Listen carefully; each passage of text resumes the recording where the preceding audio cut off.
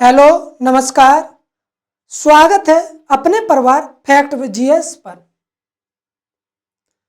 और उम्मीद है आप एकदम सब स्वस्थ होंगे, मस्त होंगे, बढ़िया होंगे। आज का टॉपिक हम बात करें जो कि सब लोगों का, सब बच्चों का बड़ा कंफ्यूजिंग टॉपिक है और इसको हम आज आनंद के साथ पढ़ेंगे, जो कि मध्यकाल में सल्तनत काल की बात करें। यानी बच्चे इसमें बड़ा कंफ्यूज रहते हैं कि कहाँ से पढ़े, किससे पढ़े, कैसे पढ़े। तो इसे मैं आनंद के साथ आपको बताऊंगा। सल्तनत काल जो कि मध्यकालीन का सबसे बड़ा टॉपिक है और यहां से हर परीक्षा में 3 से 4 क्वेश्चन आपके लिए मिलेंगे। तो दोस्तों मेरे साथ बने रहना और आज के बाद इस टॉपिक को कभी नहीं भूलोगे। आनंद के साथ आपने बेशक इससे पहले रटा था, कुछ भी किया, मैं आपको एक इंटीग्रेटेड करते हुए आपको इस टॉपिक के बारे में A to Z इंफॉर्मेशन दूंगा। चाहे फिर आप स्टेट पीसीएस में बैठना, चाहे वनडे एग्जाम में बैठना, यूपीएसआई में, लेखपाल में, यूपी कांस्टेबल में, किसी भी एग्जाम में बैठना, यहां से क्वेश्चन आएगा तो आपका पक्का, ये मेरा दावा है। चलो देखते हैं। यानी सल्तनत काल।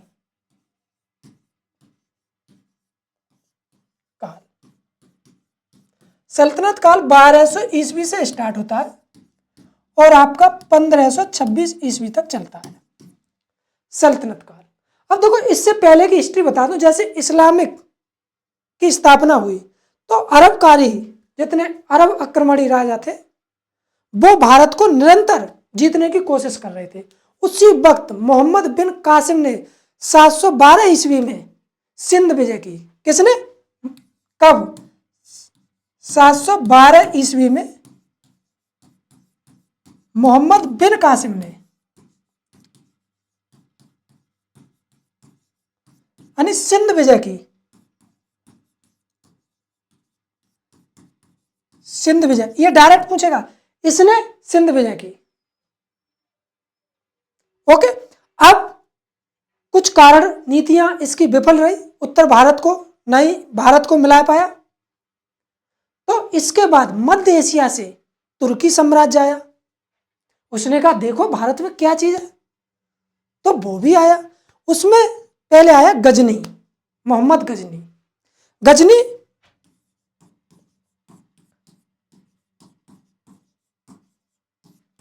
गजनी इसने भारत पर 17 आक्रमण किए। कितने? 17 बार आक्रमण किए। कुछ आक्रमण इसके सफल भी हुए। और इनका सिद्धांत क्या था? ये किस उद्देश्य से आए थे? तो ये लूट के उद्देश्य से आए, यानी राजस्व के उद्देश्य से आए। यानी भारत पर शासन करने नहीं आए थे। इनका मेन उद्देश्य था राजस्व प्राप्त करना यहां से। ओके। अब इसके बाद गजनी की मेन बात बता दूं इसकी, मैं आपको क्रीम ही क्रीम लेकर आया हूं, दिक्कत नहीं आएगी। अभी मैं इसके पीछे की बता दूं सल्तनत काल के बारे में, क्योंकि फिर और अच्छी तरह से आपको मालूम होना चाहिए। गजनी ने देखो सबसे पहले आक्रमण, ये पूछ लेता है सबसे पहले आक्रमण किस पर किया। सबसे पहले तो जयपाल पर किया 1001 ईस्वी में। उसके बाद 1025 ईस्वी में सोमनाथ मंदिर पर किया, जो कि भीम प्रथम को हराया था। और वहां से ये बहुत सारे सोना लूट के ले गया था मंदिर से। यानी 1025 ईस्वी में डायरेक्ट पूछता है इसने कितने किए? 17 बार आक्रमण किया भारत पर। और इसने 1025 में सोमनाथ मंदिर पर आक्रमण किया।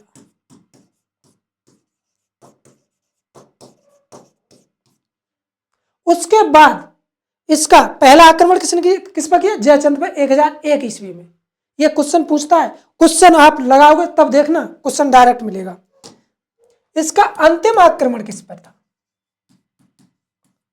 अंतिम आक्रमण जाटों के विरुद्ध था। यह पूछा है विरुद्ध। कब हुआ था? 1027 में इसने जाटों के विरुद्ध अंतिम आक्रमण किया था। और 1030 में इसकी मृत्यु हुई।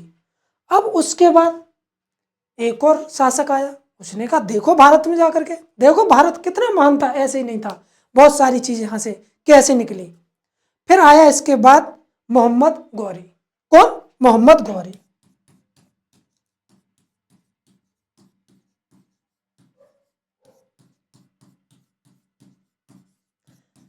इसने क्या किया, इसने देखा भारत इतना है, तो इसने क्या किया, सबसे पहले तराइन का युद्ध हुआ। किसके बीच? मोहम्मद गौरी और पृथ्वीराज के बीच तराइन का युद्ध हुआ।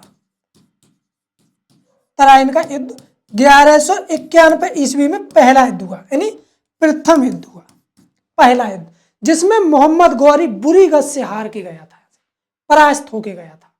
किसने? किसके बीच? पृथ्वीराज के बीच, राज के बीच। उसने देखा यहाँ के तो शासक भी एकदम बहुत तंगड़े हैं, पराक्रमी हैं, शक्तिशाली हैं। फिर दोबारा से इसने कमजोरी देखा था और फिर दोबारा से आक्रमण किया। 1100 यानी तराइन का द्वितीय युद्ध कब हुआ? सेकंड युद्ध, यानी 1192 ईस्वी में, और इसमें पृथ्वीराज की पराजय हुई और इसमें इसने अजमेर पर और दिल्ली पर कब्जा किया। किस पर? यह पूछेगा तराइन के द्वितीय युद्ध के बाद किस पर कब्जा किया, सबसे पहले किसका अधिग्रहण किया? तो अजमेर और दिल्ली पर। मेरे बहन और भाइयों, कॉपी पेन लेकर बैठना। अब उसके बाद विश्वास नहीं हो तो आप सल्तनत काल के क्वेश्चन लगाना, आपको डायरेक्ट मिलेगा, इधर उधर भटकने की कोई जरूरत नहीं पड़ेगी। विश्वास रखो, इसलिए कॉपी पेन लेके बैठना। ये क्रीम दे रहा हूं, कोई एक किताब से नहीं है ये किताब, इसलिए ज्ञान ले लो, गिले लो। आज के बाद जरूरत नहीं पड़ेगी, बस एक दो बार बौद्धिक जुगाली जरूर करते रहना और इंटीग्रेटेड करके पढ़ाऊंगा। अब मोहम्मद गौरी इसने किस पर? दिल्ली पर, इस पर विजय। तो इसने पहला तुर्की राज्य की स्थापना किसने की? तो ये क्वेश्चन आएगा, तुर्की राज्य की स्थापना भारत में किसने की? तुर्की राज्य की स्थापना किसने की? तो मोहम्मद गौरी ने।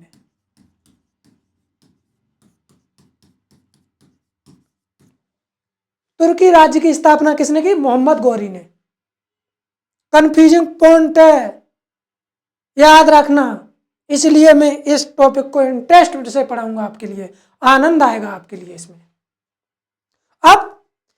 अब इसने कहा सल्तनत काल स्टार्ट तो हो, तो इसने अपना एक वंश की स्थापना की, जिससे वंश का नाम कहते हैं हम इलवरी वंश या मावलुक वंश, यानी इसने एक वंश की स्थापना की।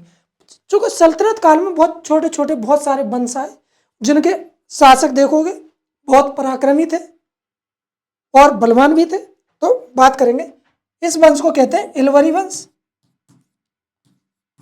इलवरी या मावलुक वंश।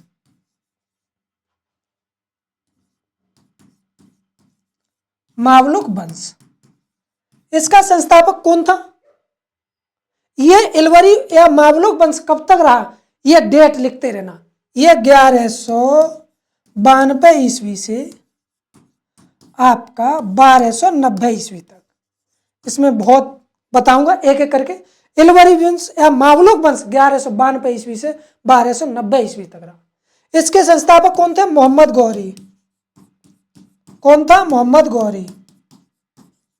और इसने क्या किया, क्योंकि इसका दिलचस्प गजनी और गौर पर था, जो क्षेत्र था गजनी और गौर पर, यानी भारत पर इतना दिलचस्प नहीं था। तो 1194 इसकी जयचंद के साथ, यानी चंदावल के युद्ध में जयचंद को हराया और कन्नौज पर कब्जा किया, यानी चंद्रावल के युद्ध में जयचंद को हराया। कब हराया? तो 1194 ईस्वी। यूपी वाले सुन लेना, और कन्नौज पर कब्जा किया। किस पर? कन्नौज पर कब्जा किया। ये पूछेगा किससे हुई थी 1194 ईस्वी में, किससे युद्ध हुआ था? मोहम्मद गौरी से जयचंद के बीच कन्नौज पर इसने कब्जा किया। मगर इसका जो प्रशासनिक देखरेख करने वाला था, इसका क्योंकि उद्देश्य इसका ये नहीं था, क्योंकि उसका जो उद्देश्य था राजस्व इकट्ठा करना, जानना, और इसका जो मेन पर्पज था वो क्षेत्र थे गजनी और गौरी पर। तो वो जहां से चला गया और 1206 ईस्वी में इसकी मृत्यु हो गई। उसके बाद जो इसका प्रशासनिक दास था, दास बोलेंगे, वो कौन था? मामलुक वंश की बात कर रहा हूं। अब प्रशासनिक दास जो देखरेख कर रहा था भारत की, वो कौन था? कुतुबुद्दीन ऐबक। कौन?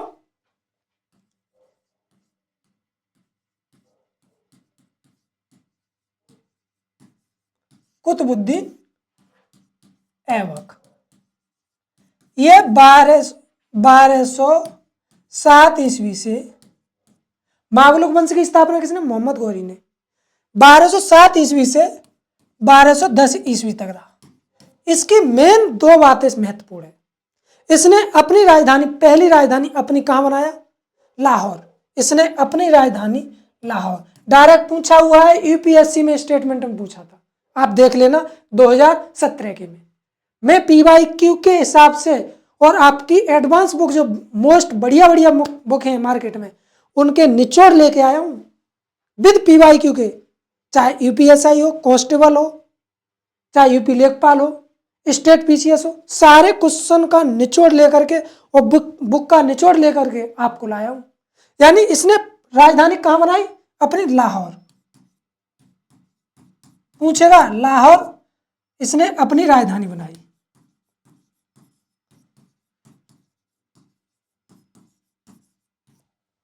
इसके काल में, यानी इसने, आपको मैं बता दूं, कुतुब मीनार की नींव डाली। किसकी? कुतुब मीनार की।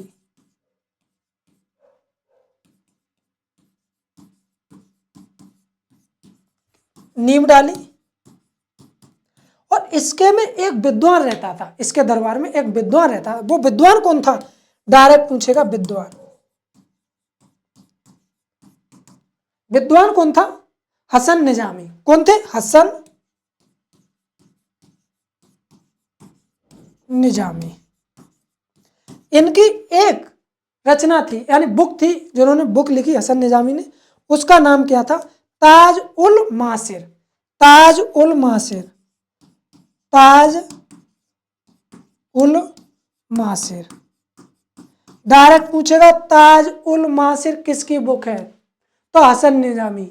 हसन निजामी किसके, यानी किसके शासन के कार्यकाल में, किसके विद्वान, यानी किसके वहां में रहते थे? तो कुतुबुद्दीन ऐबक के में। ये देख लो। अब इसका क्या हुआ? इसको एक खेल बड़ा अच्छा लगता था, वो पोलो खेल। उससे खेलते हुए इसकी मौत हो गई, घोड़े से गिर गया था, और उसमें 1210 ईस्वी में इसकी मृत्यु हुई। 1210 ईस्वी में इसकी मृत्यु हुई। अब इसने जो मार्केट से एक और दास खरीदा, तभी तो कहते हैं दासों का दास कौन है? इल्तुतमिश। इल्तुतमिश से बात देखो, अब इंटरेस्ट आएगा। कौन? इल्तुतमिश।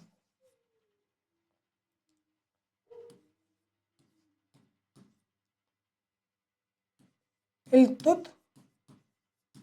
इल्तुतमिश 1211 ईस्वी से 1236 ईस्वी तक रहा।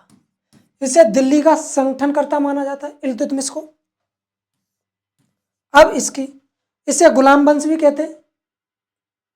ओके, अब देखो इल्तुतमिश के बारे में बताऊं मैं, तो यह दिल्ली का सल्तनत यानी संगठनकर्ता माना जाता है। दिल्ली का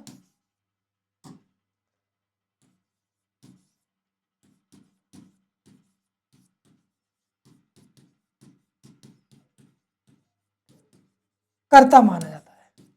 इसने क्या कहा? इसने एक संगठन बनाया, उसका नाम क्या था? तुर्क ए चहलगानी। एक संगठन का, यानी इसने एक संगठन बनाया, तुर्क ए, कौन सा संगठन था? डायरेक्ट पूछेगा, तुर्क ए चहलगानी नामक संगठन था, जो 40 अमीरों का संगठन था। इसमें 40 अमीरों का संगठन था, अमीरों का संगठन था, और उन्हीं के हिसाब से पद वितरण किए जाते थे। इसने एकता प्रणाली चलाई, एकता प्रणाली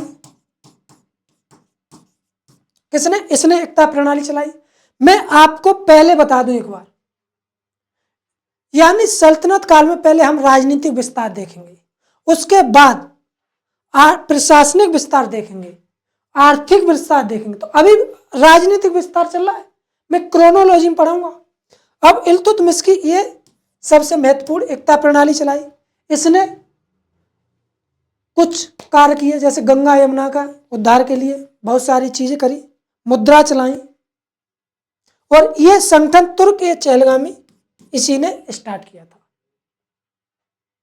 और इसे सल्तनत का यानी सल्तनत का पहला वैधानिक शासक माना जाता है, यानी इसे सल्तनत काल का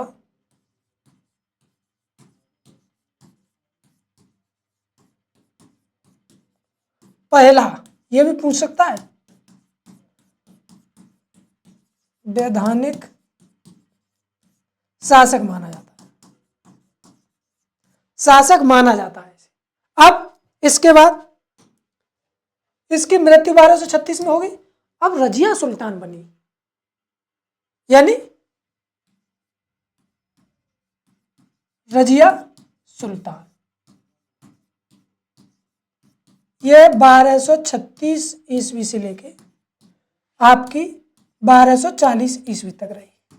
मगर इसके क्या हुआ, जो तुर्क-ए-चहलगामी वो थी संगठन था, उसमें अमीरों और उलेमाओं की ईर्ष्या पैदा हो गई। उनमें बोले हमारे बीच एक महिला शासक है, हम कमजोर हैं, मतलब हम कमजोर हैं, हमारी एक महिला शासक, उनके ईर्ष्या पैदा हो गई कि इसे कैसे भी हटाई जाए।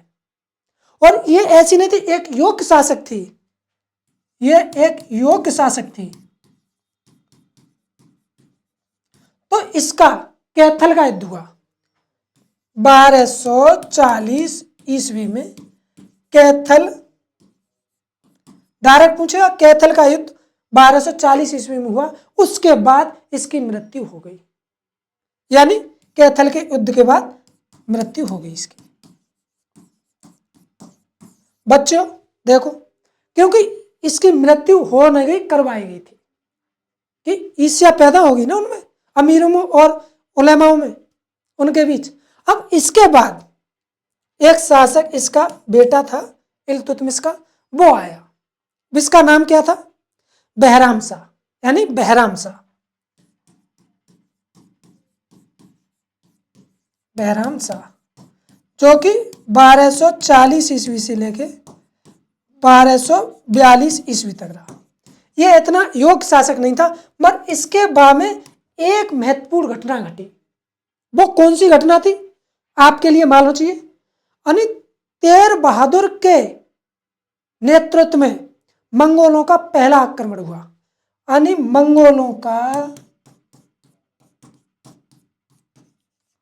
पहला आक्रमण, सीधा पूछेगा, पहला आक्रमण हुआ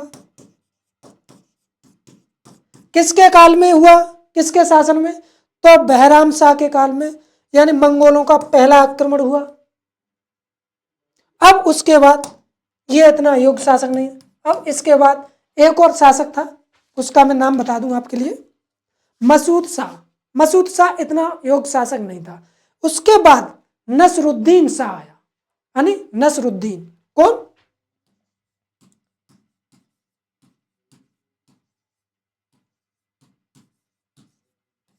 शाह। ये 1246 से लेके 1266 तक ईस्वी तक रहा, नसरुद्दीन शाह।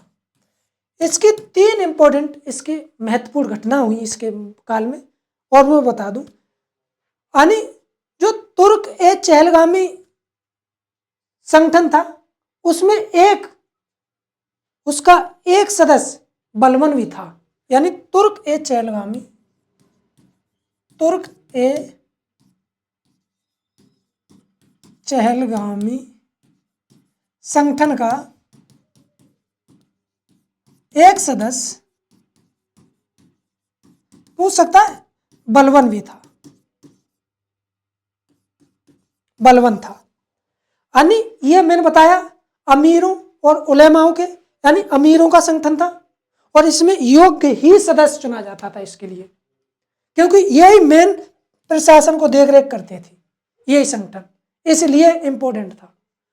अब इसके में एक विद्वान थे, वो इंपॉर्टेंट है, हर मैंने बहुत सारी परीक्षाओं में देखा है, वहां से क्वेश्चन सीधा डायरेक्ट पूछता है। वो विद्वान क्या नाम था उनका? तो मिनहाज उस सिराज, मिनहाज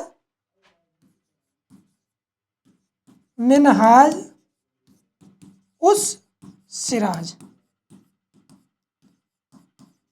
इनकी एक बुक थी, इन्होंने एक बुक लिखी, तो वो कौन सी थी? फारसी में लिखी थी, तबकात ए नासरी।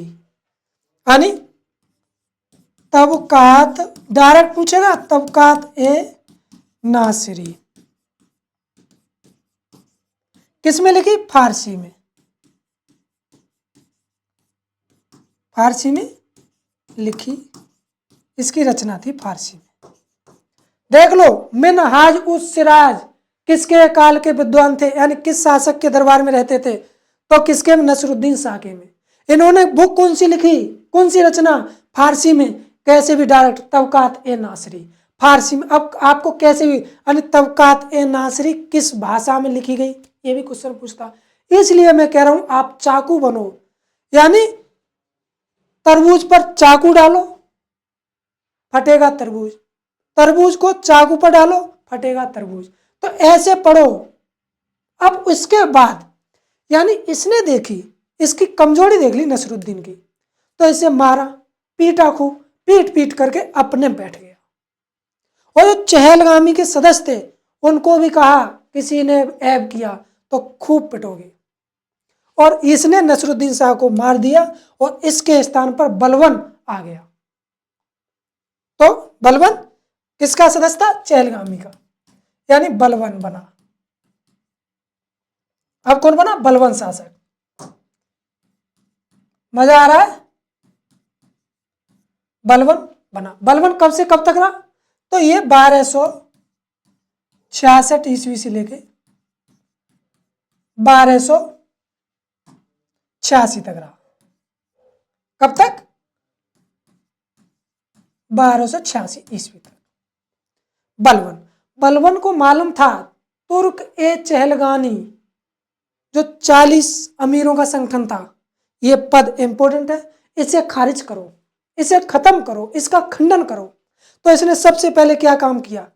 तुर्क ए पूछेगा चालू किसने? अब बताइए, संगठन किसने चालू किया? इल्तुतमिश ने। और खंडन कौन कर रहा है? बलवन। किस कारण? और उसने कहा अब इसकी शक्तिशाली तोड़ के हम शासक को दे रहे हैं, यानी अब मेन उद्देश्य किसका रहेगा? शासक का। तो इससे तुर्क ए चहलगानी संगठन का खंडन किया इसने, यानी तोड़ दिया। और ये दिल्ली का वास्तविक शासक बन गया। संगठनकर्ता कौन था? ये कंफ्यूजिंग पॉइंट है, इसलिए मैं बता रहा हूं आपको, बहुत कंफ्यूज बच्चे होते हैं इसमें। यानी तो ये वास्तविक शासक दिल्ली का बना,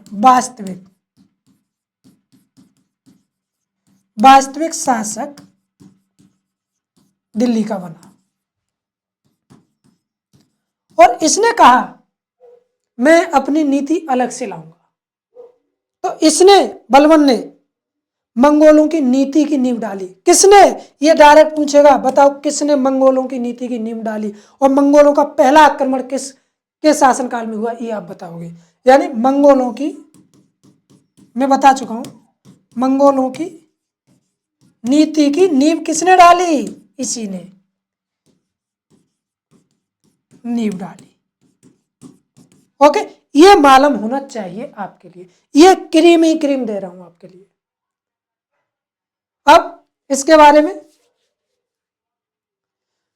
इसके विरुद्ध बहुत सारे अभियान चलाए गए, मगर ये 1286 में इसकी मृत्यु हो गई।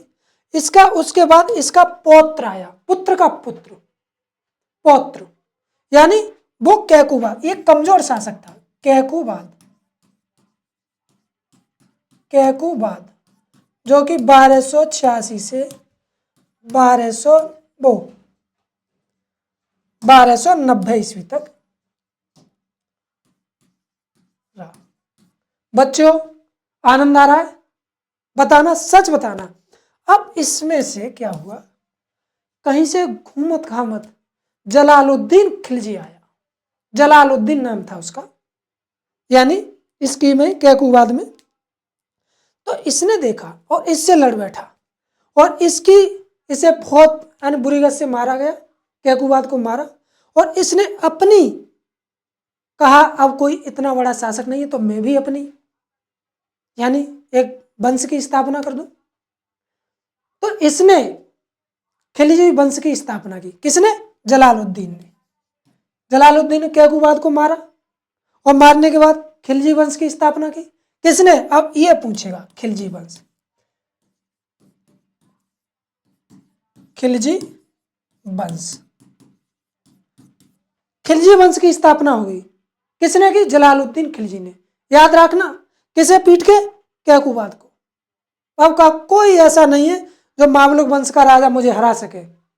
और इसी के बाद एक पंडित को बुलाया और खिलजी नाम रखवाकर खिलजी वंश की स्थापना कर दी इसने। तो खिलजी वंश का संस्थापक कौन है? कौन है संस्थापक? अब तो नहीं भूलोगे। संस्थापक कौन है? तो जलालुद्दीन खिलजी, जलालुद्दीन खिलजी। ओके, ये खिलजी वंश कब तक रहा? तो ये 1290 ईस्वी से ये 1320 ईस्वी तक, यानी इस खिलजी वंश का राज्य कार्यकाल रहा। और इसके संस्थापक जलालुद्दीन खिलजी थे, जलालुद्दीन खिलजी। अब इसमें एक शक्तिशाली राजा हुआ जिसने स्थायी सेना की स्थापना करी, इसने साम्राज्यवादी की बात करी, इसने दक्षिण से उत्तर, ईस्ट से वेस्ट आने का जो क्षेत्र थे मेन उन पर अधिग्रहण किया। वो कौन था? अलाउद्दीन खिलजी। इसकी मृत्यु के बाद अलाउद्दीन खिलजी, ये खिलजी जो जलालुद्दीन खिलजी कब तक रहा? ये 1290 से 1296 ईस्वी तक। अब उसके बाद अलाउद्दीन खिलजी,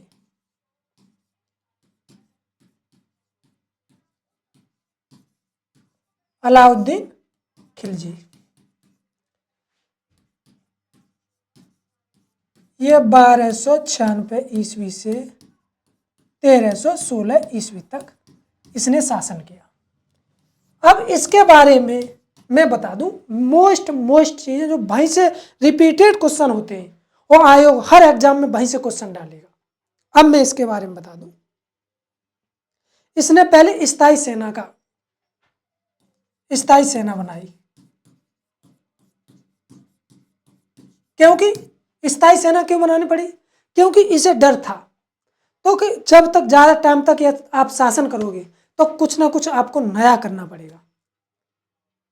आपके लिए एग्जाम में अच्छे नंबर लाने तो हटके किसी से तैयारी अलग करनी पड़ेगी, स्मार्ट स्टडी करनी पड़ेगी। उसके लिए आपके लिए 600 पेज की पीडीएफ नहीं पढ़नी पड़ेगी, क्रीम पढ़नी पड़ेगी। पीवाईक्यू के अकॉर्डिंग ही आप सिलेबस पढ़ोगे तो आपके लिए तब अच्छे नंबर आएंगे। तो स्थायी सेना किसने रखना स्टार्ट की? तो इसने। और इसने अभियान चलाए, जब मैं बता दूं, यानी सबसे ज्यादा, ये भी पूछ सकता है सबसे ज्यादा मंगोलों का आक्रमण किसके काल में हुए? तो यानी अलाउद्दीन खिलजी के काल में मंगोलों के सबसे ज्यादा आक्रमण हुए, सबसे ज्यादा आक्रमण इसी के काल में हुए। पूछा है कितने, ये भी पूछा है कितने आक्रमण हुए, एक परीक्षा में पूछे थे। तो कितने आक्रमण हुए? 13 आक्रमण। ओके, अब इसके बारे में, अलाउद्दीन खिलजी के बारे में। अरे यार, ये पेन रपट जाते हैं। खिलजी, इसकी डेट तो मालूम ही है आपको। इसके बाद इसके मोस्ट इंपोर्टेंट, यानी इसने साम्राज्यवादी विस्तार किया, आरंभ किया, और सर्वप्रथम इसने उत्तर भारत में, सर्वप्रथम इसने उत्तर भारत को विजय, यानी उत्तर भारत में गुजरात पर आक्रमण किया, यानी गुजरात पर, गुजरात पर कब किया आक्रमण और कब गुजरात को अपने में मिलाया, तो मैं आपके लिए बता दूं। यानी गुजरात को कब जीता, तो इसने 1299 ईस्वी में। ये डायरेक्ट पूछेगा। करणदेव को हराया था, वहां के शासक गुजरात के थे करणदेव। उसके बाद इसने रणथंभौर को,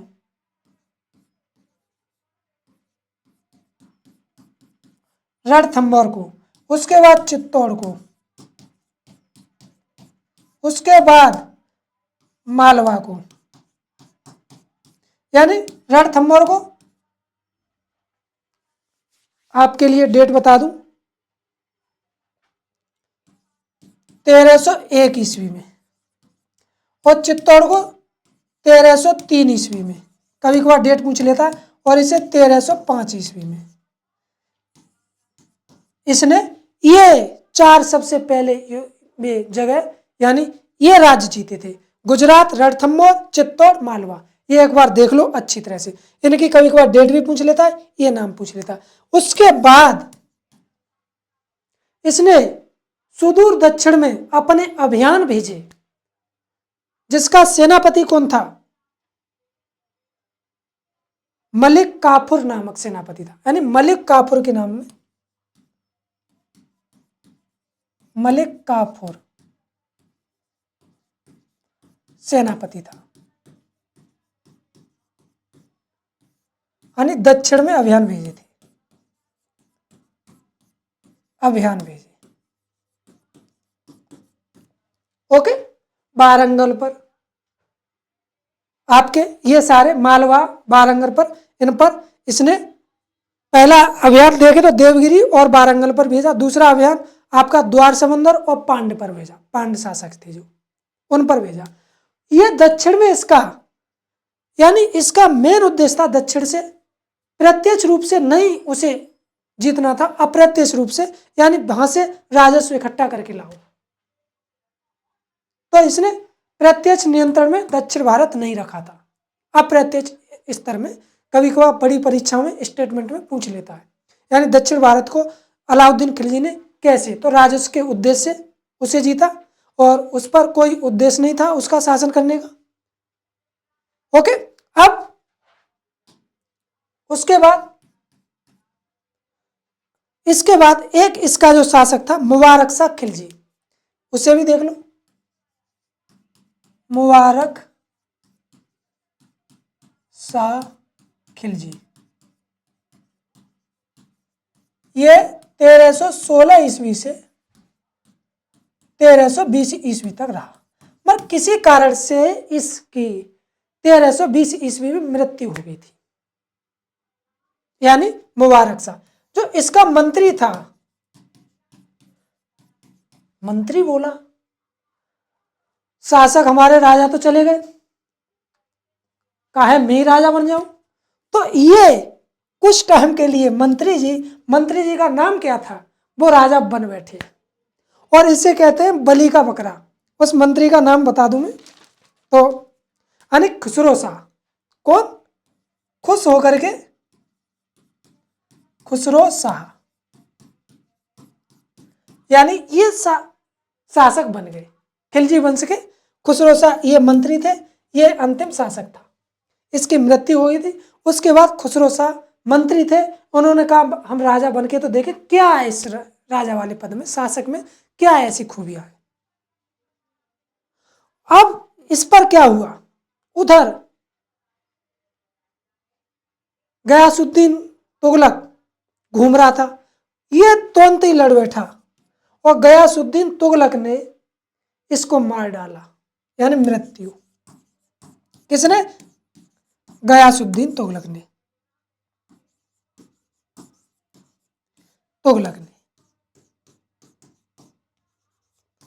तुगलक ने इसकी मृत्यु की कुछ दिन में। तो इसे क्या कहते हैं? बलि का बकरा। कभी को आप पूछ भी लिए कि किसे बलि का बकरा बनाया था? खुसरो शाह को। ये तुरंत ही शासक बनाया और कुछ दिनों के बाद इसे गयासुद्दीन तुगलक ने यानी इसे बुरी गत से मार दिया। अब इसने जब देखा खिलजी वंश पूरी तरह से विघटित हो गया, कोई ऐसा शासक नहीं बचा, तो इसने गयासुद्दीन तुगलक ने कहा तुगलक वंश की स्थापना की जाए। तो इसने क्या किया? तुगलक वंश की स्थापना की।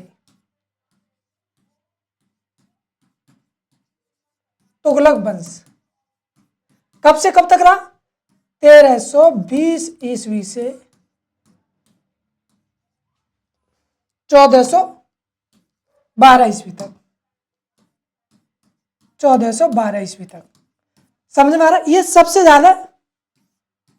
ज्यादा शासन किया भारत पर तुगलक वंश ने। ये पूछता है सबसे ज्यादा शासन किसने किया भारत पर? तो इसने सबसे ज्यादा शासन किया। सल्तनत काल में सबसे ज्यादा शासन किसने किया? तो आप यानी सबसे ज्यादा डायरेक्ट पूछता है शासन करने वाला वंश यही है। और सबसे कम किसने शासन किया? तो वो आपको साक्षात देखा होगा। किसने? खिलजी वंश ने। किसने? खिलजी वंश ने। खिलजी वंश ने। ओके, खिलजी वंश ने सबसे कम शासन किया था, यह मालूम होना चाहिए। ज्यादा कम डायरेक्ट पूछ लेता स्टेटमेंट। अब तुगलक वंश की स्थापना संस्थापक कौन है? गयासुद्दीन तुगलक। कौन? गयासुद्दीन तुगलक इसका वो बना संस्थापक।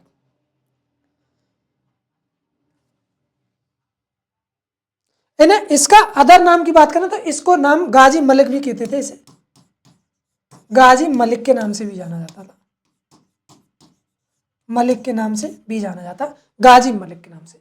अब इसके लिए जोना खां, जो मोहम्मद बिन तुगलक नाम था, जोना खां के इनका बेटा था गयासुद्दीन तुगलक का, इसने लकड़ी का महल बनाया।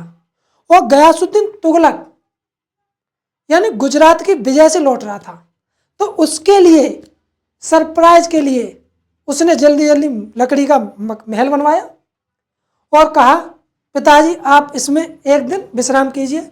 और उसी में उसे उद्घाटन में विश्राम किया यानी लिटाया, और वो किसी कारण से टूट गया और उसे दब करके यानी गयासुद्दीन तुगलक की मृत्यु हो गई।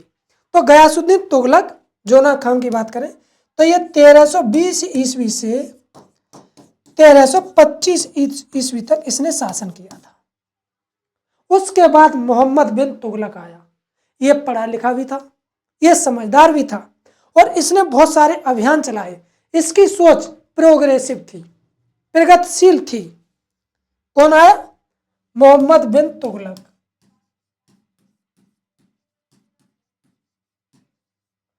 मोहम्मद बिन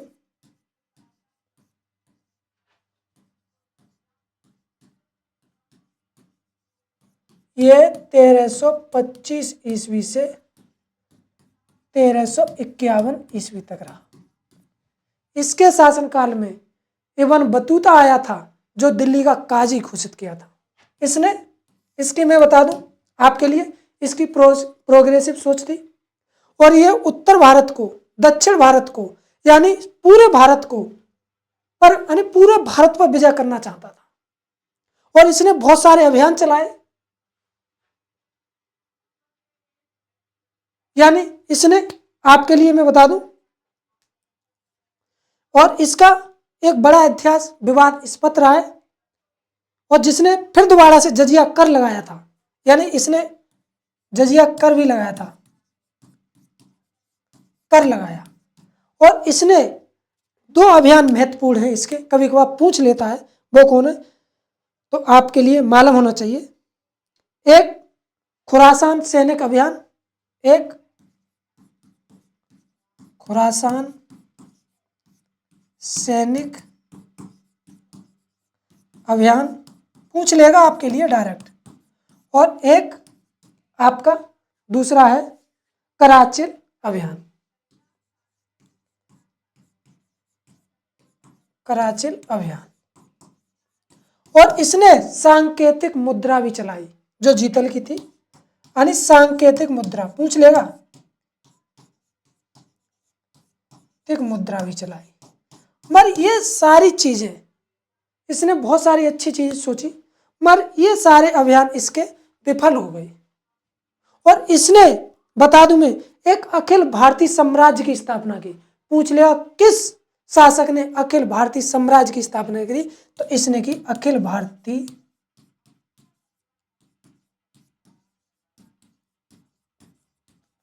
भारतीय साम्राज्य की स्थापना करी,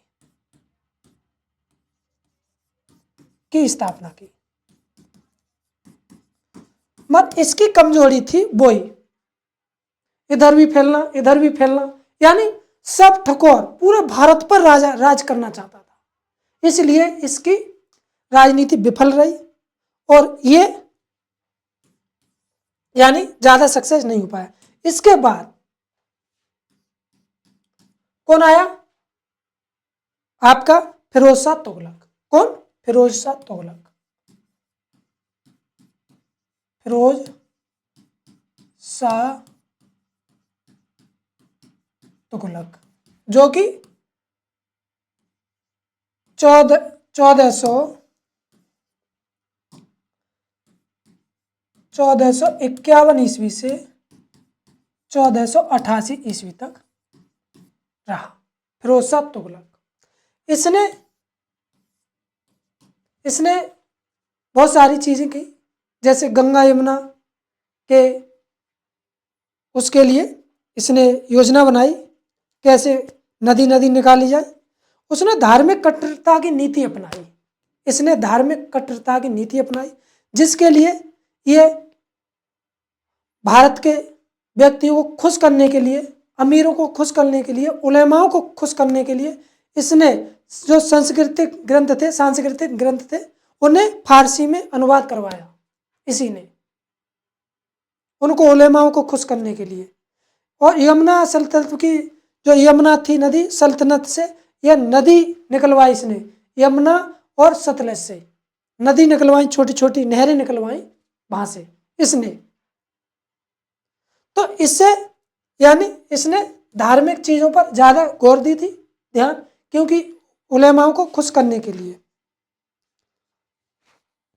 और इसका अंतिम शासक की बात करें तो इसका यानी नसरुद्दीन महमूद था, उसका नाम था यानी नसरुद्दीन महमूद।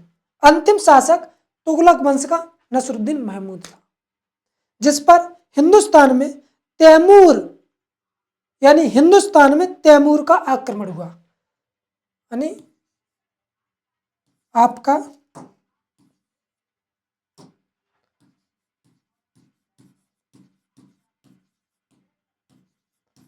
नसरुद्दीन महमद उसका नाम था। इसके काल में यानी किसका आक्रमण हुआ? तो तैमूर का आक्रमण हुआ। अब मैं एक चीज और बता दूं आपके लिए, यहां से एक क्वेश्चन ऐसे आएगा। अब हाँ, इसके बाद मैंने कुछ चीजें छोड़ दी गई, वो भी बता दूं, सॉरी इसके लिए। जब मोहम्मद बिन तुगलक की नीति यानी विफल हो गई, तो उसके बाद छोटे छोटे जो राजा थे, शासक थे, उन्होंने कहा अपने क्षेत्र को स्वतंत्र करना चाहा इससे। और जैसे 1336 ईस्वी में देखी जाए तो हरिहर बुक्का ने, यानी 1336 ईस्वी में, ये लिख लेना, 1336 ईस्वी में हरिहर बुक्का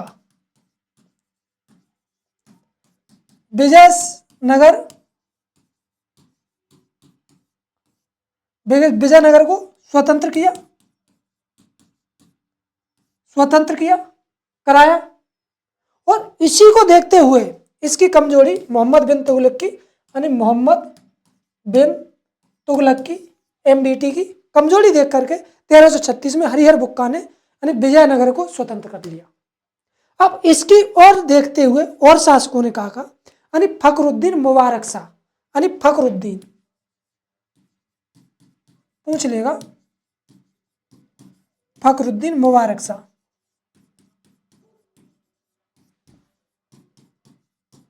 बंगाल को स्वतंत्र किया, स्वतंत्र कराया। उसके बाद बहमनी साम्राज्य को भी स्वतंत्र कराया 1347 में। किसने? 1347 में ईस्वी में। आपके लिए यह भी मालूम होना चाहिए, बहमन शाह ने यानी बहमन शाह ने यानी बहमनी साम्राज्य को स्वतंत्र किया, इसलिए इंपॉर्टेंट थे ये। एक बार अच्छी तरह से लिख लेना। तो ये मोहम्मद बिन तुगलक में बाकी शासन की विफलता के कारण इन्होंने फायदा उठा लिया था और ये अपने अपने राज्य इन्होंने स्वतंत्र किए थे।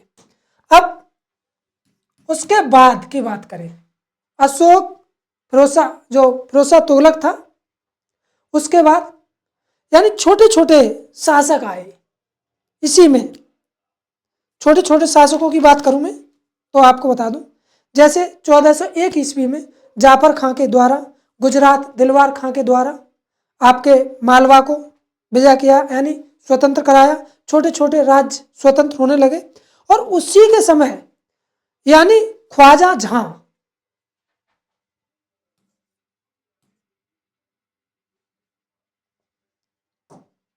आपके लिए ख्वाजा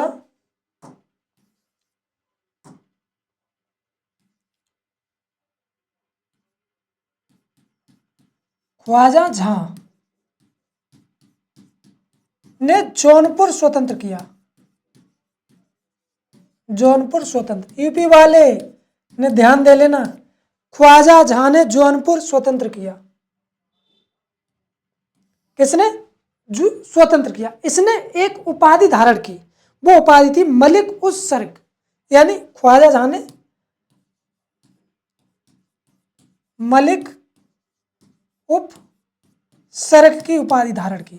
इसी के नाम से सर्क काल यानी सर्क शासक पड़े थे, जो कि मैं बता दूं सर्की राजवंश इसी के नाम पर पड़ा था, यानी सर्की राजवंश। सर्की राजवंश का शासन जौनपुर में खूब रहा है। जब जौनपुर का एक डायरेक्ट क्लास लेंगे हम, जैसे विजयनगर की लेंगे, उसी के साथ इसके बारे में बताएंगे, जौनपुर के बारे में। तो सर्की राजवंश कहां से पड़े? यानी ख्वाजा जहां के उपाधि ली जिसने मलिक उप सर्क की, उसी के नाम से सर्की राजवंश की स्थापना हुई। अब नेक्स्ट उसके बाद देखो तुगलक वंश समाप्त हो गया। अब उसके बाद उसका फायदा उठाया सैयद वंश आया। कौन सा? सैयद वंश।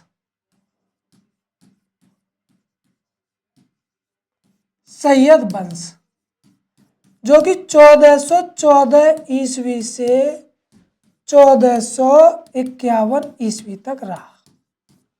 सैयद वंश की किसने स्थापना करी? तो खिरज खान ने। किसने? खिरज खान ने। इसका संस्थापक कौन था? डायरेक्ट पूछेगा, खिरज खान। कौन था? खिरज खान इसका संस्थापक था। और इसमें और बता दूं मैं, सैयद वंश में मुबारक शाह, फिर इसका और आया एक और शासक, खिरज खान संस्थापक। सैयद वंश के बारे में इंपॉर्टेंट इसलिए क्योंकि यहां से डायरेक्ट क्वेश्चन पूछता है। कब तक रहा? इसका संस्थापक खिरज खान था और इसका जो एक महान शासक था वो मुबारक शाह था। मुबारक शाह जो कि इसके शासन में एक विद्वान रहते थे। इसके उसमें राज्य में एक विद्वान कौन थे? कवि। तो मैं उनके बता दूं, दरबार में रहते थे, याहिया बिन अहमद सर हिंदी। याहिया बिन अहमद सरहिंदी। याहिया बिन सरहिंदी डायरेक्ट पूछेगा किसके दरबार में रहते थे, तो मुबारक शाह के दरबार में। इन्होंने एक किताब थी इनकी, जो कि ये आपके लिए महत्वपूर्ण है और मालूम चाहिए, तारीख ए मुबारक शाही, यानी कौन सी किताब थी? तारीख ए मुबारक शाही डायरेक्ट पूछेगा, इसलिए मैं इंपॉर्टेंट किताबें आपके लिए साथ के साथ बता रहा हूं। यानी तारीख ए मुबारक शाही किसकी? याहिया बिन अहमद सरहिंदी की। और ये किसके दरबार में रहते? तो मुबारक शाह के दरबार में। इसका अंतिम शासक कौन था, ये भी पूछ सकता है। आलम शाह। कौन था अंतिम शासक? तो आलम शाह। आलम शाह अंतिम शासक इसका आलम शाह था। एक बार अच्छी तरह से देख लेना। अब नेक्स्ट, अब आपका अंतिम वंश कौन था? यानी लोधी वंश। कौन सा अंतिम? लोधी वंश आया। लोधी वंश जो कि 1451 ईस्वी से आपका 1526 ईस्वी तक, 1526 ईस्वी तक लोधी वंश। लोधी वंश में 3 महत्वपूर्ण शासक थे, यानी बहलोल लोधी, सिकंदर लोधी और इब्राहिम लोधी। देखो बहलोल, इसका संस्थापक पूछ लेगा डायरेक्ट। संस्थापक कौन था पूछता है, यानी बहलोल लोधी।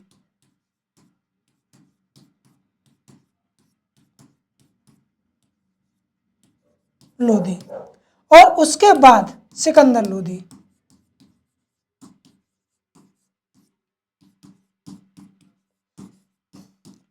जो कि 1487 ईस्वी से 1517 ईस्वी तक रहा।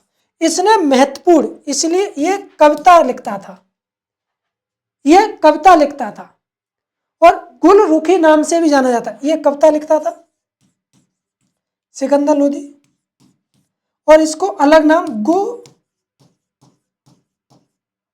नाम से, गुलरुखी नाम से भी जाना जाता था। किसके?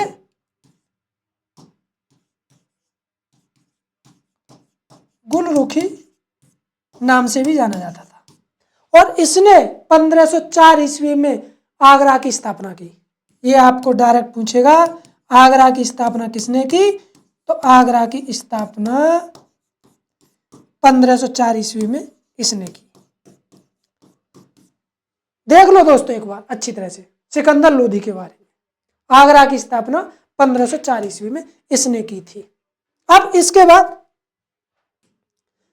आपका अंतिम इसका लोधी वंश का शासक कौन था? यानी इब्राहिम लोधी। कौन? इब्राहिम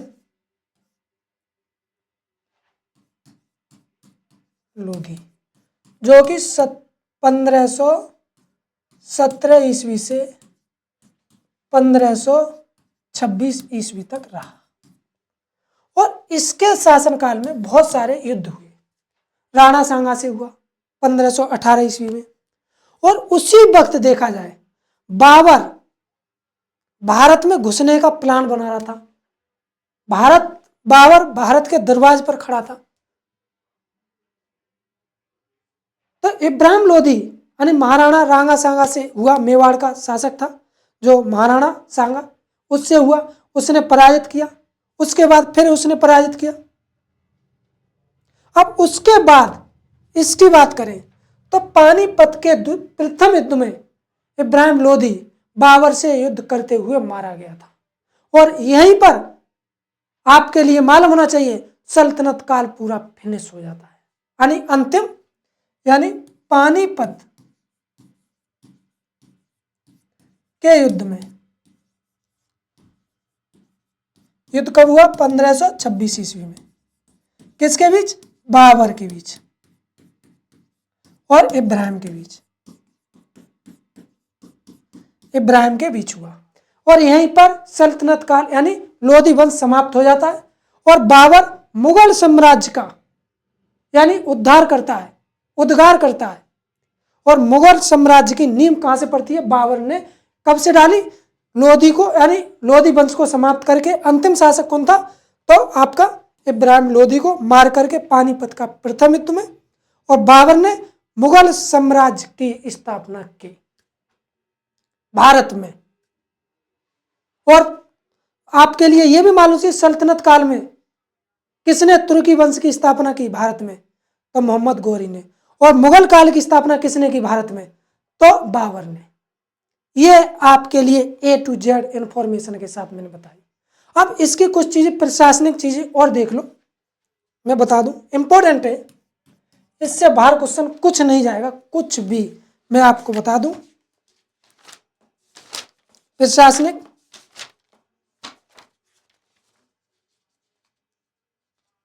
यानी केंद्रीय प्रशासन, सल्तनत काल का केंद्रीय प्रशासन।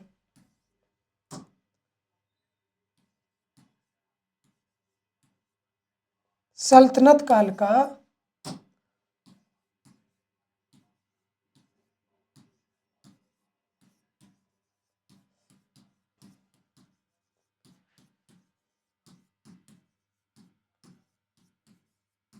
प्रशासन। डायरेक्ट क्वेश्चन पूछता इसलिए मैं लेके आया हूं कुछ, जैसे आपके लिए मालूम है दीवान ए विराजत किसने चलाई? यानी दीवान ए बिजारत किसने चलाई? किस लिए? ये राजस्व के इकट्ठे के लिए चलाई गई। और किसने चलाई? ये बहराम शाह ने चलाई। अब बहराम शाह आपके लिए मालूम होना चाहिए बहराम शाह कौन था। तो किसने चलाई? बहराम शाह ने चलाई। किसके लिए? राजस्व के लिए।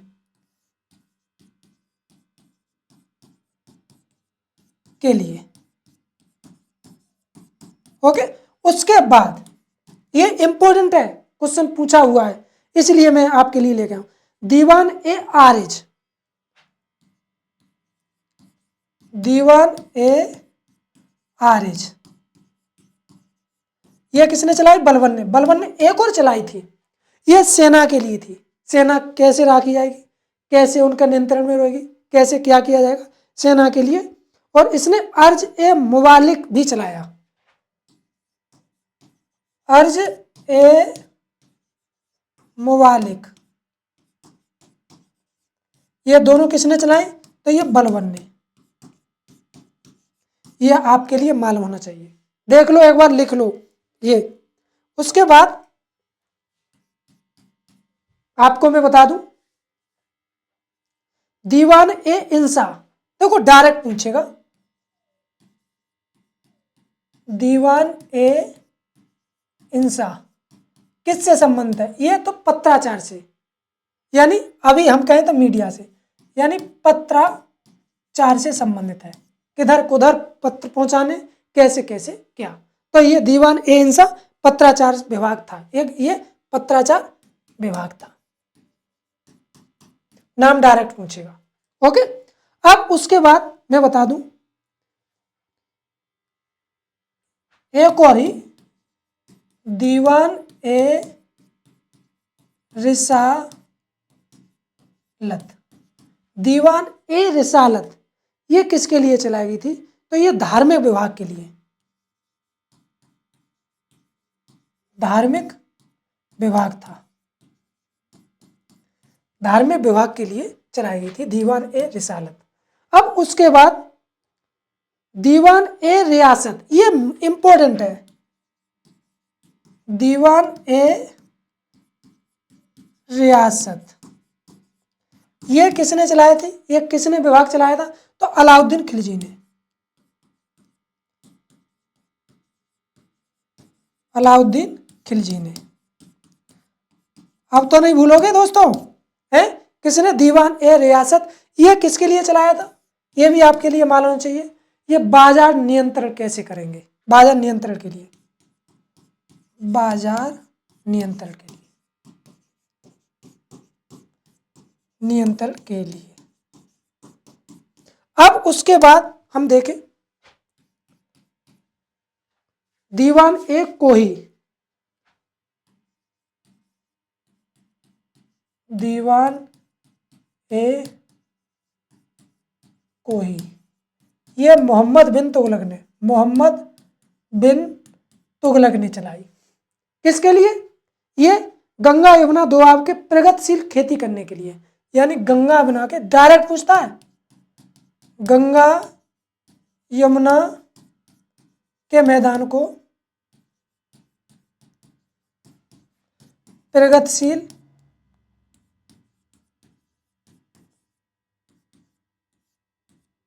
खेती के लिए दीवान एक को ही चलाई गई थी। ओके, दीवान एक खैरात किसने चलाई? दीवान ए खैरात, ये किसने चलाई, यानी किसने विभाग? तो फिरोज शाह तुगलक ने, फिरोज शाह तुगलक ने। किसने? तुगलक ने।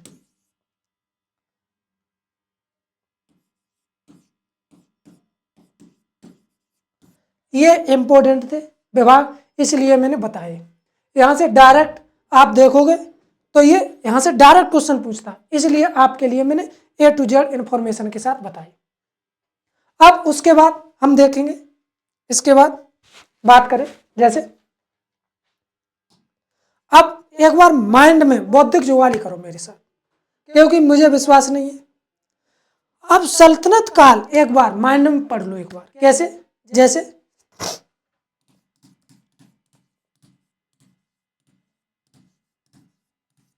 काल